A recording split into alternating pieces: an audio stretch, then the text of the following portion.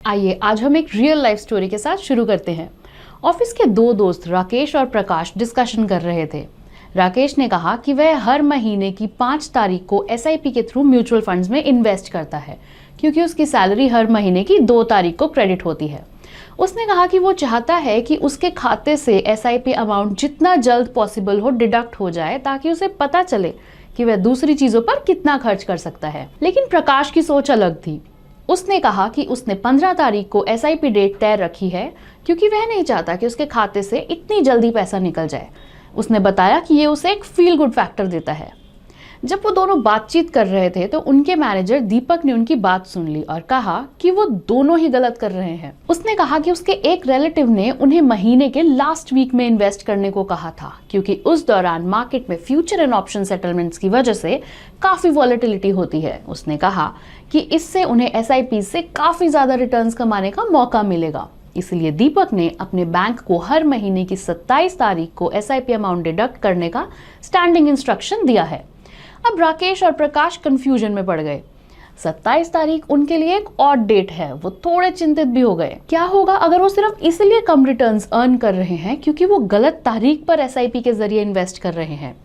Hello, ET money Hindi में आपका स्वागत है। तो अगर आप भी प्रकाश और राकेश की तरह best SIP date dilemma face कर रहे हैं तो आप सही जगह पर हैं। हमने महीने की सभी डेट्स पर एसआईपी से रिटर्न का एक डिटेल्ड एनालिसिस किया है, इसलिए एसआईपी के लिए बेस्ट डेट कौन सी है ये जानने के लिए हमारे साथ एंड तक बने रहें।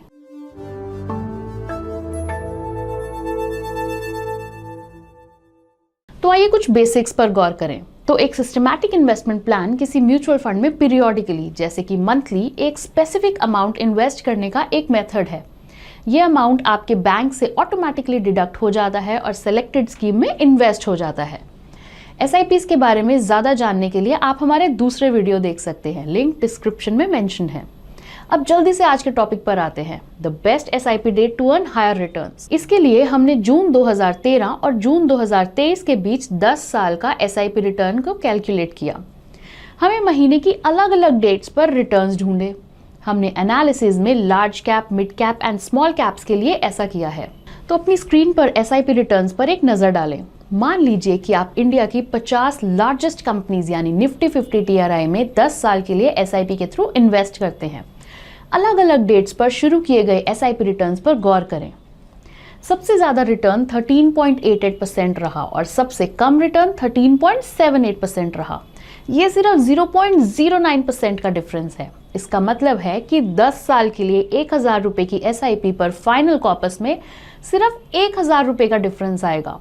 तो आप देख सकते हैं कि महीने की अलग अलग डेट्स पर शेड्यूल्ड एसआईपी रिटर्न्स में शायद ही कोई डिफरेंस था। लेकिन mid cap and small caps के केस में क्या जो ज्यादा वॉलेटाइल है, एज इन जिनमें लार्ज कैप्स के कंपैरिजन में प्राइसेस में ज्यादा फ्लक्चुएशन है? तो यहाँ मान लेते हैं कि आप उन कंपनीज में इन्वेस्ट करते हैं जो अपने साइज के अकॉर्डिंग 101 से 250 के रैंक पर हैं, जिन्हें निफ्टी मिड कैप 150 टीआरआई कहा जाता है। आप 10 साल के लिए निफ्टी मिड कैप 150 टीआरआई में एसआईपी करते हैं। अब अलग अलग डेट्स पर शुरू हुए एसआईपी रिटर्न्स पर नजर डालें। नतीजा अभी भी वही है, रिटर्न्स में शायद ही कोई डिफरेंस है। तो सबसे ज्यादा रिटर्न्स 18.71% थे और सबसे कम रिटर्न्स 18.55% थे, जो 0.16% का डिफरेंस है। इसका मतलब है कि 10 साल के लिए 1000 रुपए की एसआईपी पर फाइनल कॉपस में हार्डली 4000 रुपए का फर्क आएगा। अब चलिए स्मॉल कैप स्पेस की ओर चलते हैं। ट्रेंड यहाँ भी सिमिलर है। तो मान लीजिए कि आप उन कंपनीज में इन्वेस्ट करते हैं जो अपने साइज के लिहाज से 251 रैंक और उसके नीचे के रैंक पर हैं, जिन्हें एक साथ मिलाकर निफ्टी स्मॉल कैप 250 टीआरआई कहा जाता है।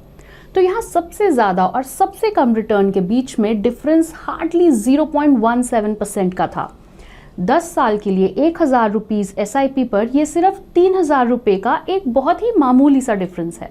तो इस डेटा को देखने के बाद हम ये कंक्लूड कर सकते हैं कि जब आप लॉन्ग टर्म में एसआईपीज के थ्रू इन्वेस्ट करते हैं तो डेट की वजह से रिटर्न में शायद ही कोई डिफरेंस आता है। लेकिन फिर आपको कौन सी डेट सेलेक्ट करनी चाहिए, इस सवाल का जवाब अभी भी बाकी है।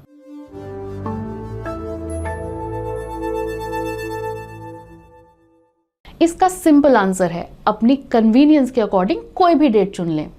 आपको अपनी एसआईपी डेट को अपने कैश फ्लोज और कन्वीनियंस के अकॉर्डिंग अलाइन कर लेना चाहिए, चाहे ये मंथ के स्टार्टिंग में हो, मिड में या फिर एंड में हो। या आप कोई स्पेशल डेट भी चुन सकते हैं, जैसे आपकी बर्थ डेट। इससे आपके इन्वेस्टमेंट से रिटर्न में कोई सिग्निफिकेंट डिफरेंस नहीं आएगा। एक बात से फर्क जरूर पड़ेगा, जब आप टाइमली इन्वेस्ट करना शुरू कर देंगे और लॉन्ग टर्म में वेल्थ क्रिएशन के लिए अपनी एसआईपीज को कंटिन्यू रखेंगे। इसी के साथ ही हम इस वीडियो के एंड में आते हैं। अगर आपको वीडियो पसंद आया तो हमारे चैनल को सब्सक्राइब करें और वीडियो को अपने फ्रेंड्स और फैमिली के साथ शेयर करें। अगर आपके पास कोई सवाल हो तो नीचे कमेंट्स में हमसे पूछ सकते हैं। Mutual fund investments are subject to market risks. Read all scheme related documents carefully.